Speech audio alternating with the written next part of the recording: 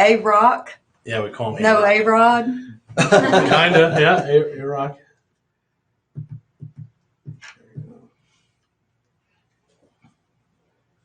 All right, you're online on Facebook and on YouTube as well.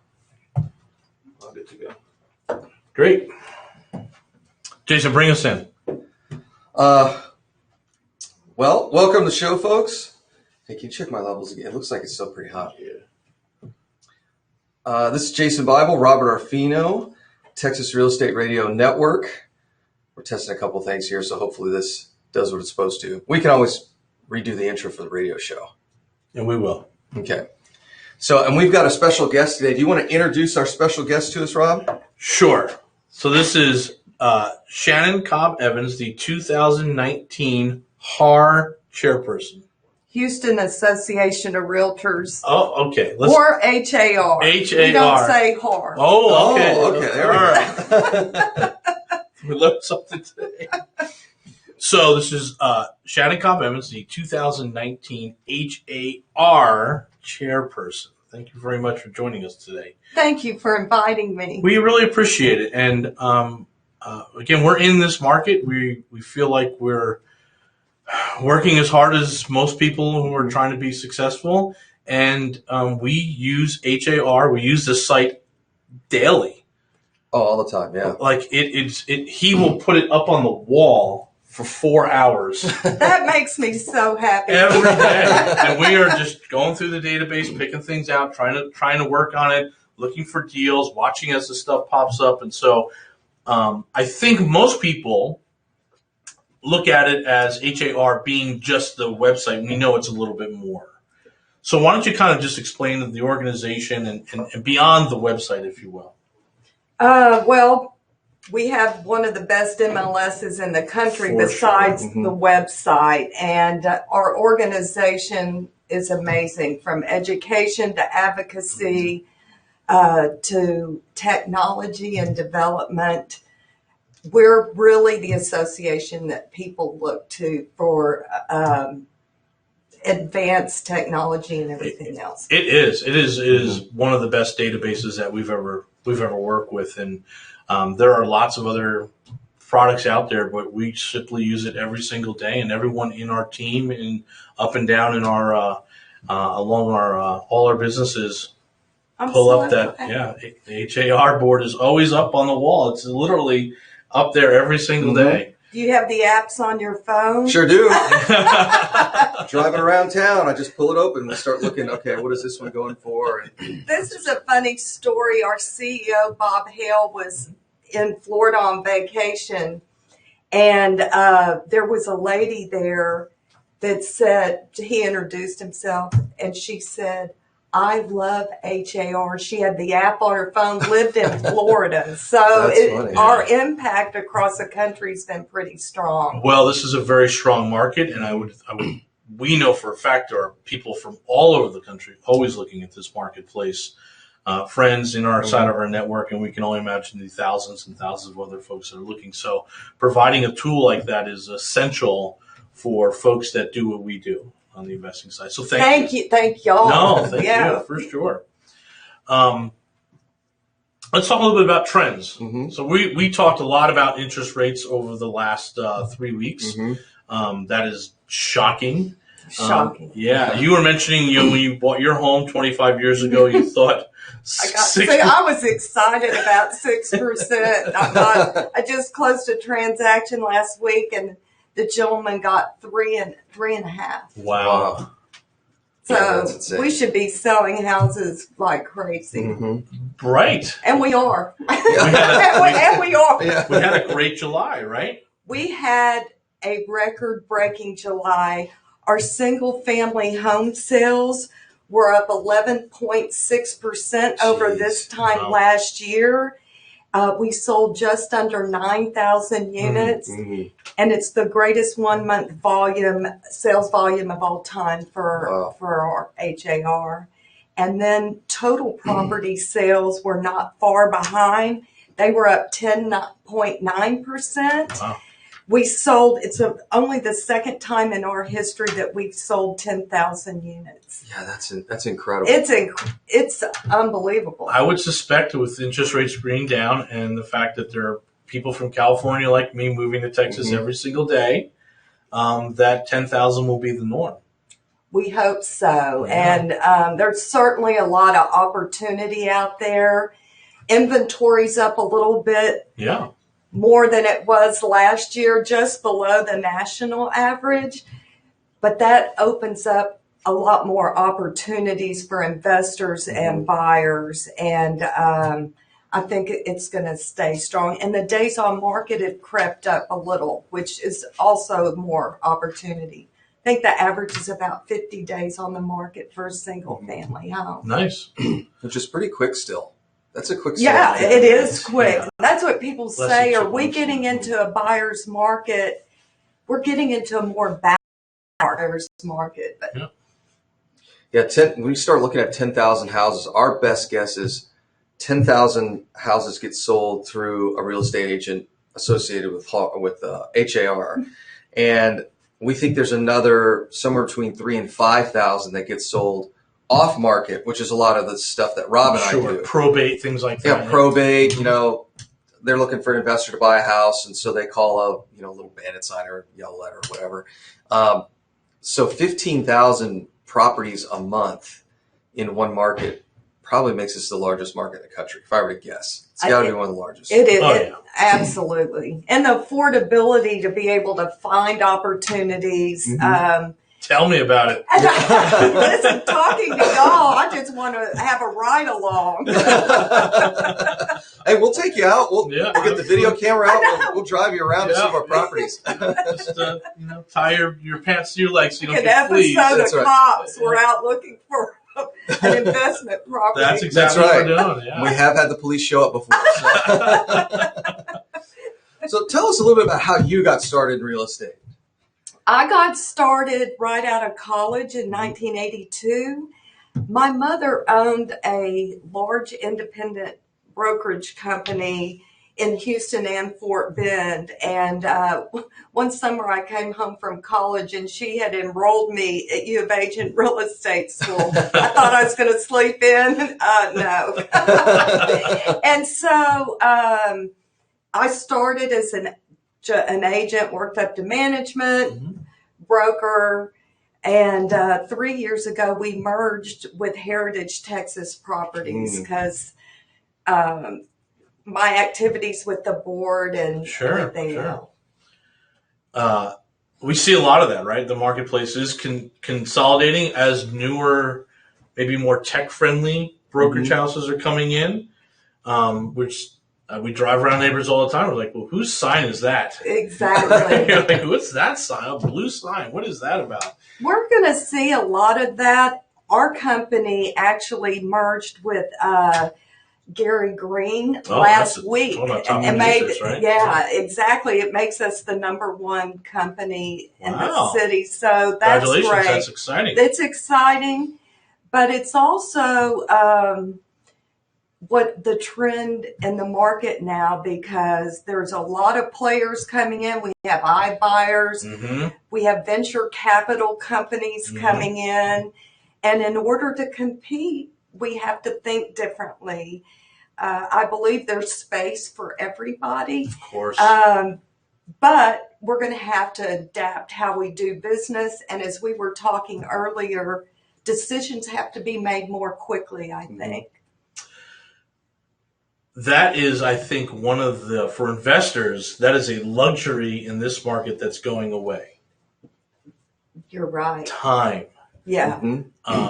We're looking at a property today. We talked to duplex, right? 60, 65. 60,000. But it's been in the marketplace for a week. Oh, if not more than that, because I found that message he sent me probably 2 weeks ago, and I was like, oh, I missed this one on Facebook. 2 weeks, and it's going to cash flow.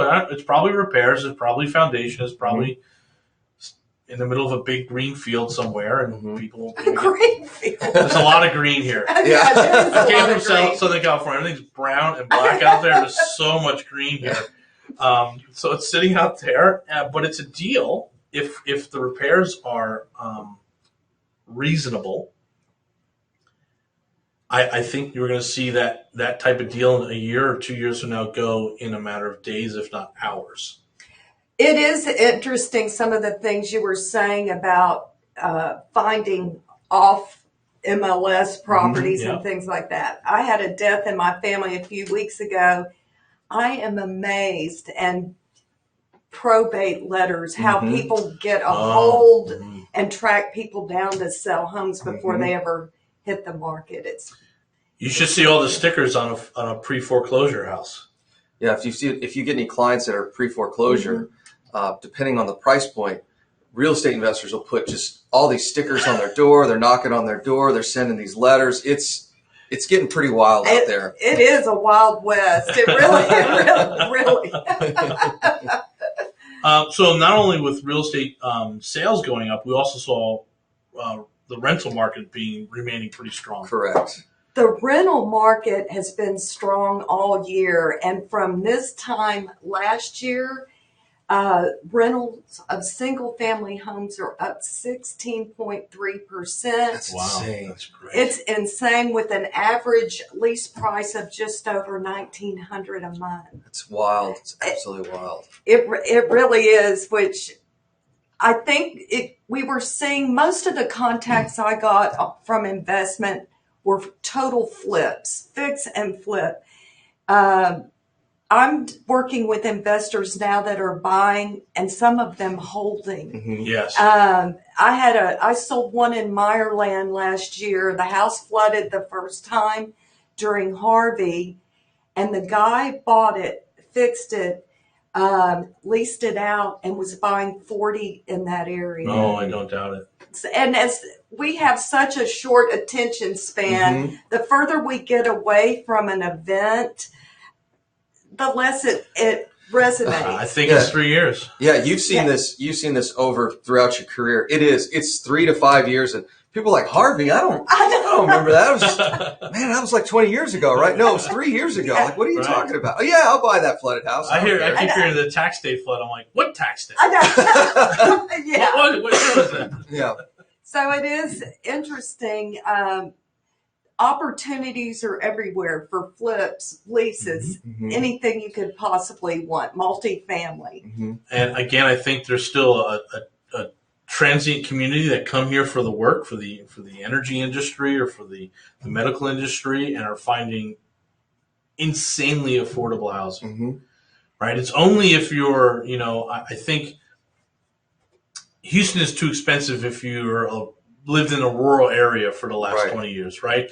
But folks that are coming from big college towns and they're getting their first job here and they're looking at it and they're paying more for their college apartment than they are here living in a gated community with pools and gymnasiums and all the services. It's very, very attractive market. Oh, absolutely. Unbelievable. The opportunities are unreal. If you want to work, you want to invest. If you want to work, yep, absolutely. If you want to work, that's a good that's a whole nother. Right. Yeah, it's a whole nother. If you don't want to work, there's Santa Monica. If you don't want to work, there's Houston. If you want to work, right? How about commercial? We don't really dabble in commercial too much unless it's small residential. But are you seeing any trends there? Was it? We really don't chart as much the commercial trends, but I did when I knew I was going to be on this. I called Thank you for doing your homework. Thank you. I called a commercial broker friend of mine, and he said the strongest trends he's seeing is in the industrial market. Interesting. Because people are building these distribution centers, and he said they're building them spec and they're leasing out before they're complete because of that. I'm wondering if this has a little bit to do with the trade war, because I'm hearing Asian firms just not even playing games. They're just coming in, buying up real estate, and just go ahead setting up shop here in the U.S. And then a lot of it's in Houston. Well, I think that leads to we're building. I'm seeing one just by I don't even know the racetrack name, the horse track up on the Beltway there. I'm seeing a very large industrial going up, and I can only think that is going to get filled with at least 800 jobs. And there's going to be another 400 people that now can qualify for a mortgage that's at an all-time low. And our unemployment rate, phenomenal, right? It's just the perfect trifecta. Yeah. Right. And so if you're investing, then what we're doing is we're investing in the buy and hold area. We'll do a flip or two here. We're not afraid of it, but we've done a lot of them. But we know that for long-term wealth, owning rental properties in the state of Texas and in the Houston community is absolutely the way to go for us. Well, it's a tangible asset, and the stock market's been a little volatile lately. Right, more than just paper, right? Yeah. So to me, that's the only way to go. Excellent. We think we're tracking the interest rates. We spent a lot of time in the last few radio shows talking about the interest rates. You got someone in for 3.5. Was that a 30 or was that a 50? Do you remember? I think it was a balloon in 10. Oh, wow. Yeah. Okay. Nice. But you've been in this marketplace up and down. You've seen interest rates high. You've seen it low. We always talk about the affordability. Right. And more so than interest rates. Interest rates will fall in line with the affordability. Right. And at what point do you think we're not affordable? At the medium house right now is $289, I believe. The median right now is 3. Wow. Yeah, it actually. That just went up over the last 4 months. I think the median's. Oh no, the median is 250. 250. Yeah. And the average price was 312. 312 That's average insane. sales price. That's which is also a record high. So. Wow. Another way to say that for all the real estate investors out there is that's appreciation. Yeah. That's what all this is appreciation, right? Exactly. And it's wild. It's absolutely wild how fast this market's appreciating. So back to your point, at what point do we tip over that affordability price point? Yeah. I don't know what it is. Is it 400? Is it 450? Well, again, it's 6 of one, half a dozen other. What are interest rates? So right. If interest rates just stay this low or they bump, the affordability's less. Right. That's right. Interest rates will match that affordability. Did you see the 40-year products they have? You were talking about that. I thought, oh my gosh. We could see repercussions on that on the back end. I'm sure. Especially you get an entry level. It's all about buyers. deferred maintenance, right? Yeah, exactly. Well, they've got, I know near the coast they've got a 40-year product that's non-QM, and so it's 10-year interest only, and then it rolls into a 30-year fixed at that point. Okay. But to have a Fannie Mae 40, I think that's coming. Fannie Mae will end up with a 40 if we get a 50-year and a 100-year Treasury. It's just it'll end up there. That's unreal. And I also think, I know they've been working on easing or better products for townhouse condo market, which will help those sales as well. Because the sales price, that was the only real drop in the market. Even though the sales were up, the prices were down on that. And I think the ease of getting financing and everything else. For the warrantable and the non-warrantable. Yeah, exactly. The non-warrantable condos are kind of a nightmare. Do y'all invest in those? We're not afraid of them. Yeah. We'll do it if we get cheap enough. I tell you where I love them. I love them when you open up the window and there's the Gulf of Mexico. Yeah. So I love the condos right on the beach. They make a lot of sense. And we've got a little honey hole down there that's we found some 50 cents on the dollar still. We found some condos that are still been impacted by Harvey, and I don't think they're going to be ready for another 2 years. It's 2 years, yeah. So y'all bought into those? We are, yeah. Now we're working to get the financing because the financing is difficult. We have think about what we're asking a bank to give us. Right, we want a loan on a condo that is still broken down, right? That is still damaged. Place is vacant. Nobody can live there, and it's not even my second home. It's just a investment house. Yeah, they're not jumping all over that. No, well, we found one bank at 5.5%. That's unreal. That is unreal. So now we're like, how many can we buy? And the best part is she's financed most of those condos. Most of them in that, yeah. She's like, oh yeah, we'll do that. Yeah. I financed all these things for the last 20 years. You go, really? Yeah.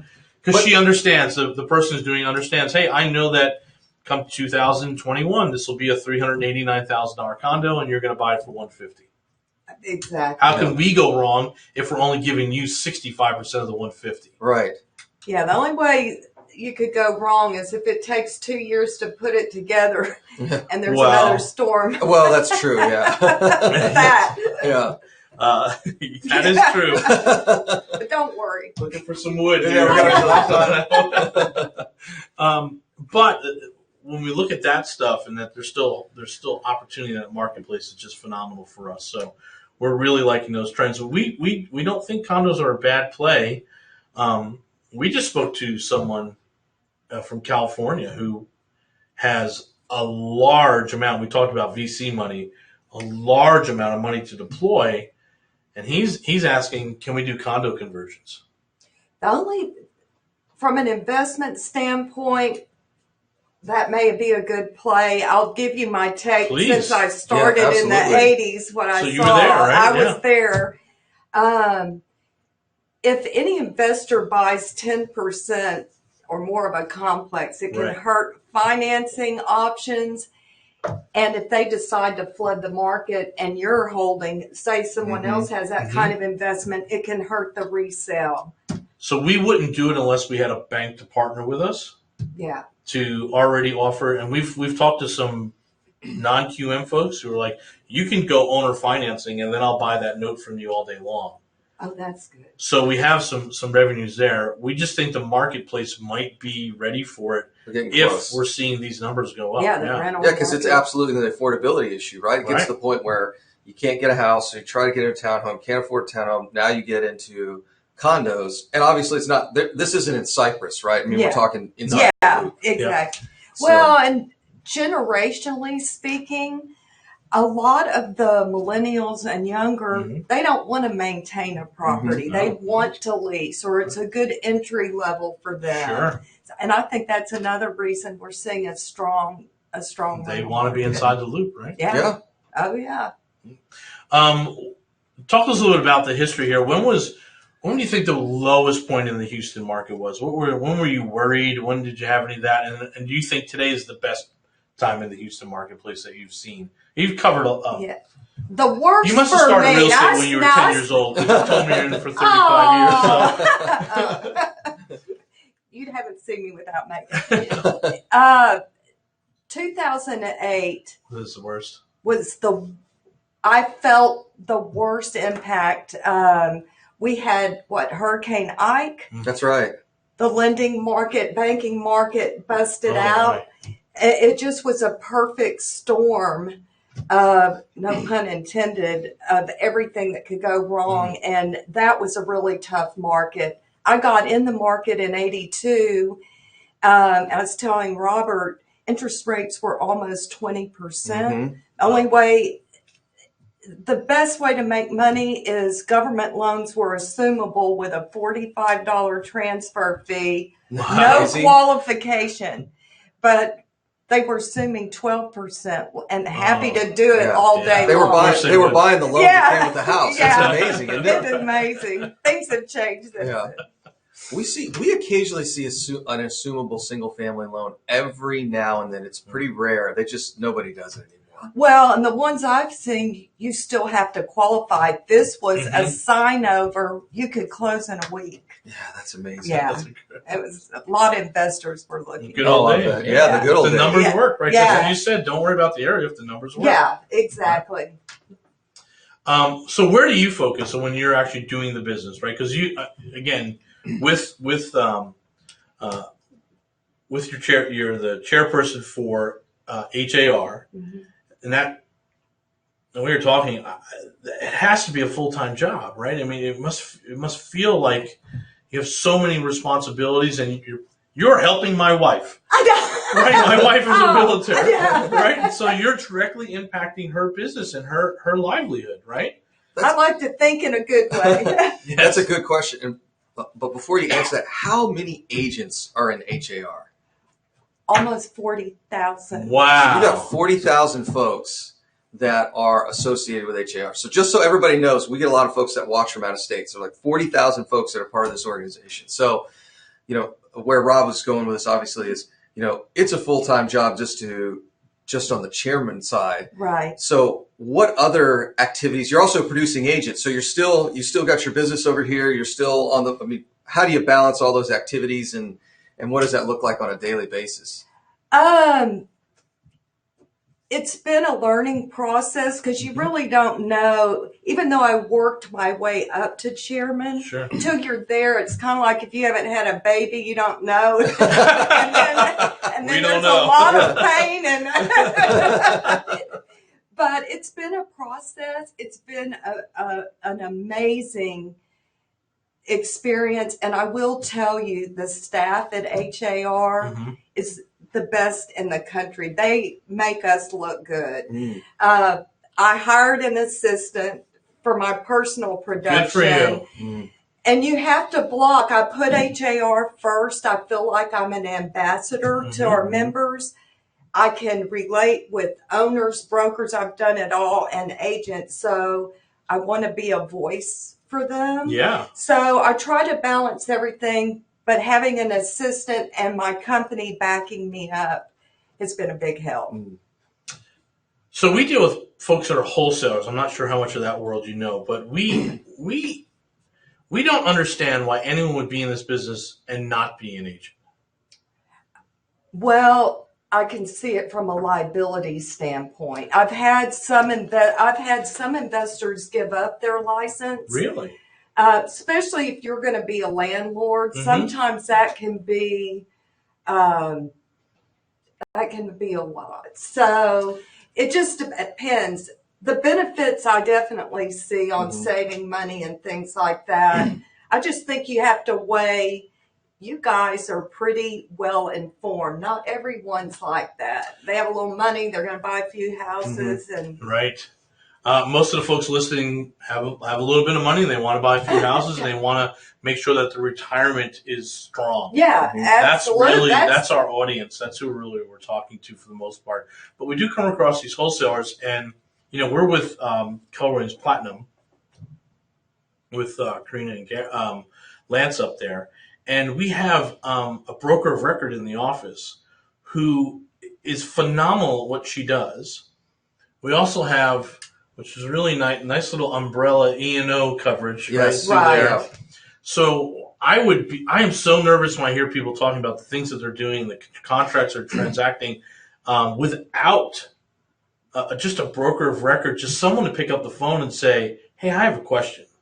Oh, I feel like that's the biggest mistake a consumer can make, and not because I'm in sales, but there are so many nuances to a transaction, so many components, and I would venture a guess that most people that work with a good professional full-time agent, even paying them, end up saving a lot more money than they would doing it on their own. Certainly I really right? do. Yeah. If you don't have the knowledge, the background. We used to teach these real estate classes. We would put together two scenarios. One is a real estate investor that's representing themselves, that's managing their own rehabs, like all the do-it-yourself guy that does all that, but they're not a professional, all those things, right? Versus working with an agent, and the agent provides a very specific professional skill set, negotiating what we can negotiate, what we can't, and you don't know that unless you've got that experience, and you end up leaving money on the table or agreeing to things you probably shouldn't. True. And vice versa. There should be things that you are doing, but you don't know because you're not a professional full-time realtor. So it's a fascinating dynamic, and like Rob said, I'm like, why not? If you're going to be a professional in this industry, why not get your real estate license? Like, I don't get it. Yeah. It's like a no-brainer to us, but we're a little bit different, I think. A little bit, yeah.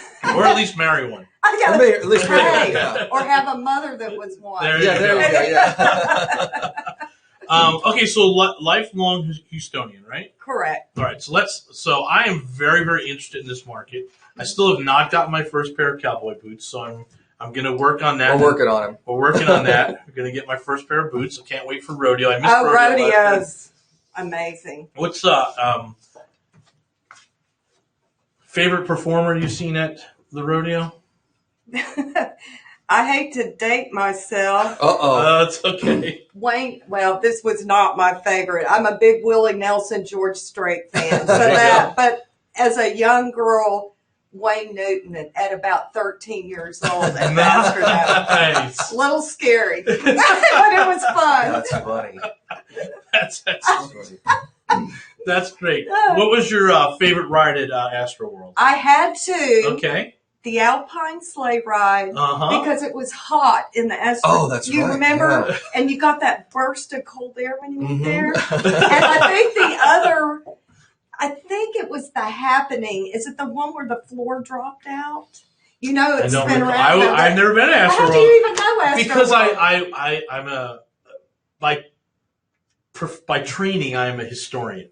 Oh. I love the history. Mm. So I went all in on this market. I was like, I want to know about everything. I want to see I the love bring that. the dirt Yeah. out for the rodeo. I want to see the cavalcade. I want to see all of that, right? I want give me every barbecue place you can mention, right? Where's your favorite barbecue? I love Good Company Mm. over off There you Kirby. go. Yeah. And that's the They pecan have pies, right? yes, and jalapeno cheese spread. Oh, now that's God. There you go. pretty good. Yeah. We were talking last night about Pinkertons, and I met one of the owners too. Is that good? It's good. It's real good. In fact, it's so good they don't let you take the sauce. Oh. When you have a takeout order? No, you're sitting there, and they go, "Hold on, we'll get you the sauce." And they go, "Okay, how much do you want?" Well, I can't Oh, take no. it. Just set the whole thing. But we met the owner of Truth last night, so we need to go to Truth Barbecue. I haven't been. It's supposed to be pretty good. Well, I'll take you guys. Yeah, If we'll you get go. a day, It'd be I'll fun. meet y'all That'd be over fun. there. Absolutely. Well, Shannon, thank you very, very much for stopping by. We appreciate your time. We know you're You're very, insanely very busy. busy. Insanely Y'all busy. super are busy. too. We feel greatly honored that you would stop by and work and do our show with us, and it was a great time. Yeah, it was great. Thanks so Y'all much, made Shannon. this painless for me. It's my first live Oh, I know. interview. And on Facebook First and Facebook YouTube. Live. There you go.